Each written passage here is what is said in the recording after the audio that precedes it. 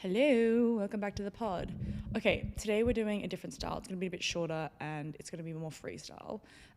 So if there's into like word vomit, don't come at me. So I have always had this idea and vision of being self-employed. That is, I think my long-term goal is to be self-employed and be like unrestricted.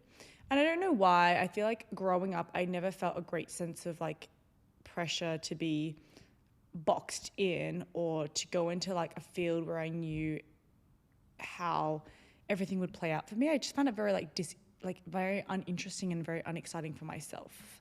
I studied law in university. I remember I did my internship, and my internship I did for like 6 months, maybe 8 months, and then I was like, you know what, this is not for me, because I could tell that my career path would be, I become a junior lawyer, become a lawyer, become an associate, senior associate, whatever, and then keep going up the rank, become partner.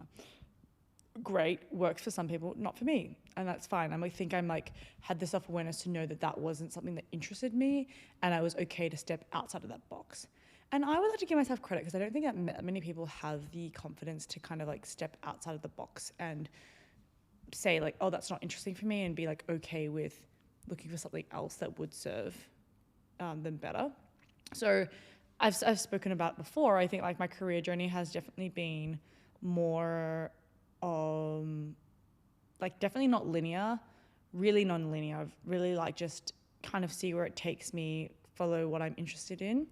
And so because of that, I feel like I have been always more geared towards being self-employed eventually. What that means, how that looks, I think I'm still trying to figure out. And I think that in doing this like discovery of figuring out like what does self-employment look like? How does that present for me and how does that work for me? Has been an interesting discovery of like all these different opportunities that there are out there.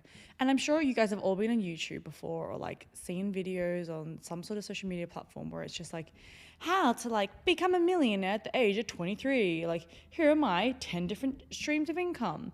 And of course I've clicked into those before because who wouldn't? They're very like, it's very enticing and interesting because you're like, I wouldn't mind that.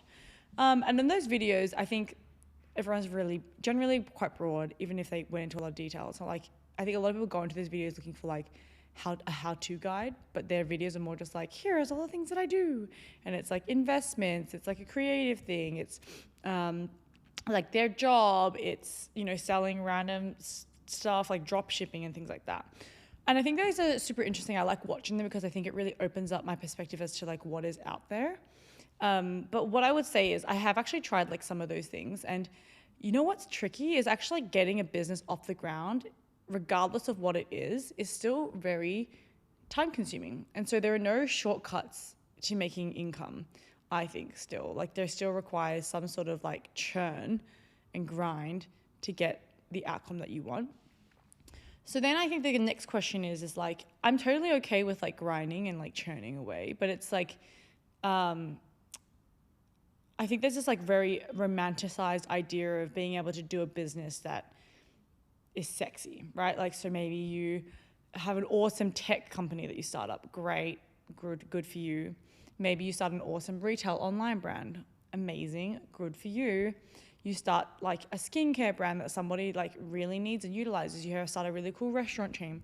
Like, I feel like these are all things that we perceive as sexy because they're, I guess, a high volume consumer product, but also something that's like on a marketing level really easy to put out there.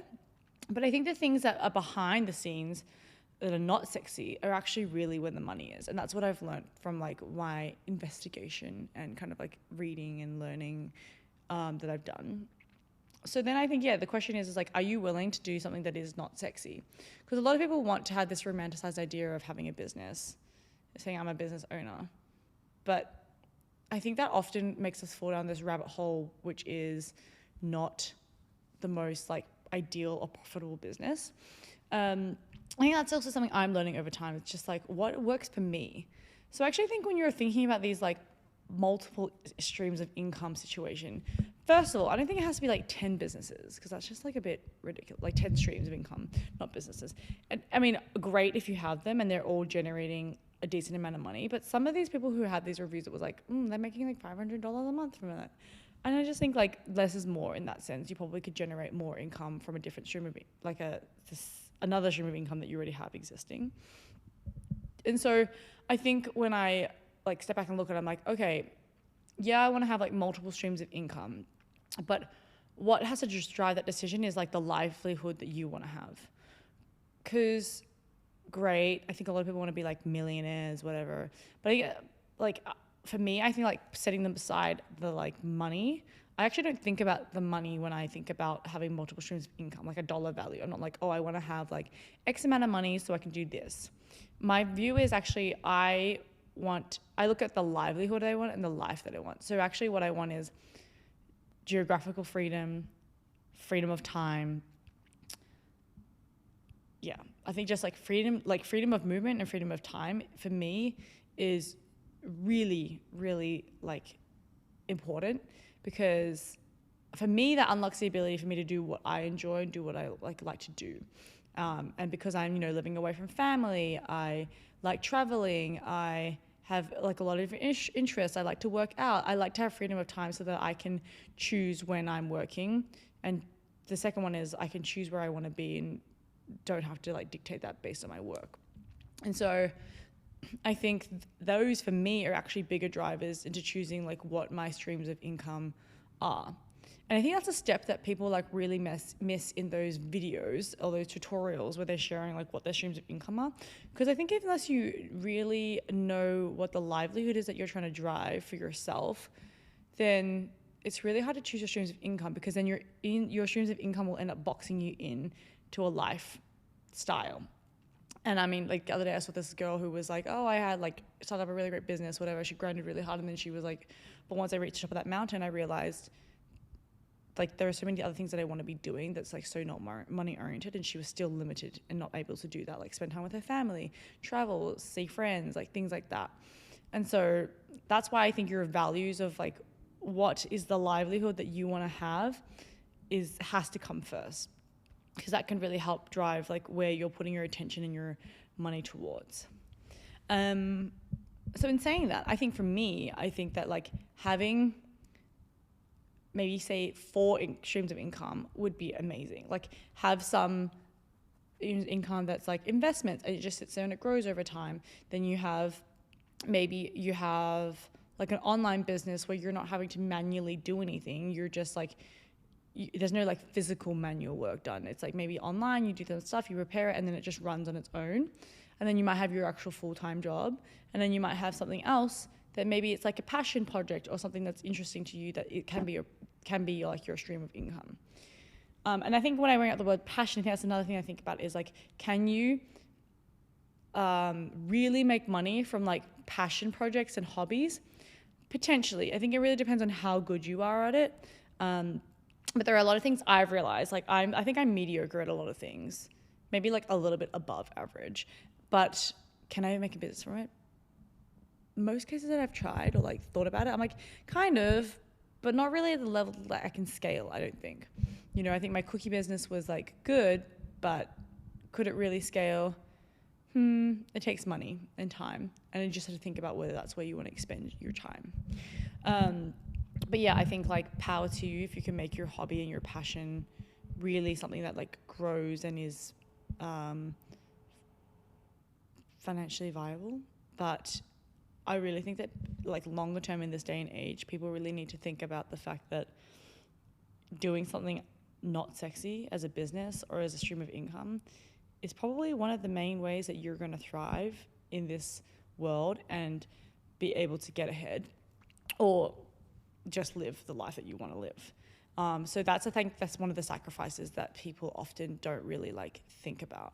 But I think it's interesting because I do think the new Gen Zs are like I've heard a lot about how they want to do like a lot less to make a lot more, which I don't think is necessarily a bad mindset. Initially I like scoffed at it because I was like, of course. But yeah, I get it. I think they're trying to like put more value on their time and who they are as individuals, which makes sense. But at the same time, I think there's like a compromise and a happy medium point that generation needs to get to, where it's like you have to grind a little bit to get the skill set and the foundation to then be able to dictate that value and that like market worth of yourself. Because it's all great to say that like you value your time and you're going to charge X amount, but if you don't actually have the skill or whatever, then I don't know what you're possibly selling as a product. But anyway, I think there is definitely something to be learned from these Gen Zers who are very entrepreneurial and like to a degree, like very savvy in the way that like they will go out and find different new ways to make money by gaming the system and thinking outside the box. So I think that's quite interesting. Anyway, I just wanted to do a short and quick pod on this because it's something that I've been looking into, and I thought that maybe it would help you guys just for food for thought.